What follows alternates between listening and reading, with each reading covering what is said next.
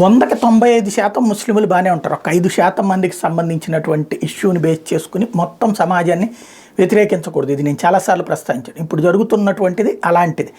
అయితే మిగతా ముస్లింలు, ఆ 95% మంది ముస్లింలు స్తబ్దుగా ఉండటం, అంటే తమను అడ్డు పెట్టుకుని ఉన్మాద చర్యలు చేసే వాళ్ళని, లేకపోతే కనుక మిగతా సమాజాన్ని బెదిరించాలనుకునే వాళ్ళని వాళ్ళు కంట్రోల్ చేయగలిగితే అసలు ఈ వివాదాలే ఉండవు.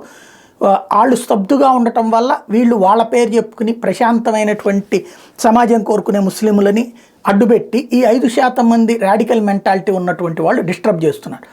ఇదంతా ఇప్పుడు ఎందుకు చెప్పాల్సి వస్తుందంటే, శుక్రవారం పూట్ల అంటే ఎంత ఇంపార్టెంటో ముస్లింలకి తెలిసిందే. అదే సందర్భంలో అదే రోజు శివరాత్రి వచ్చింది. సరే, ఢిల్లీలో సంఘటన చూసాం. అది కావాలని జరిగిందా అనేది అర్థమైపోతూనే ఉంది. But at the same time పోలీసులు వెంటనే సస్పెండ్ చేశారు యాక్షన్. అతనికి మద్దతుగా ఇప్పుడు దేశం అంతా కూడా వెలువెత్తున్నాయి. అది పక్కన పెడితే మరి ఉత్తరప్రదేశ్ అంటే ఇంకెంత టెన్షన్ ఉండాలి అక్కడ. భారీ ఇష్యూస్ సుదీర్ఘకాలం పాటు నడిచినటువంటి ఈవెన్ అయోధ్యదే కట్టనీయకుండా చాలా రోజుల పాటు ఎందుకు ఆపారు, అసలు అయోధ్య తీర్పు ఇవ్వకుండా చాలా రోజుల పాటు ఎందుకు ఆపారు, ఏదో అల్లకల్లోలా జరిగిపోతుంది. జాగ్రత్తగానే సెట్ అయింది కదా. ఇప్పుడు అట్లాంటి పరిస్థితే అయోధ్య ఇదే కాశీలో తాజాగా జ్ఞానవాపి మందిర్ నేలమాళిగలో ఉన్నటువంటి శివుడికి పూజలు చేసేందుకు భక్తులు పెద్ద ఎత్తున తరలొచ్చారు. ఓ పక్కనేమో ముస్లింలు శుక్రవారం పూట పూజలు చేసుకున్నారు. అదే సందర్భంలో ఇటు పక్కన ఇది జరిగినాయి. వాళ్ళ స్పీచ్లు జరిగినాయి, వీళ్ళ స్పీచ్లు జరిగినాయి. ముల్లా స్పీచ్ అటు నుంచి వచ్చింది, వీళ్ళ స్పీచ్లు జరిగినాయి. ఎక్కడ ఎవరో కాంట్రడిక్ట్ చేసుకోవాలి.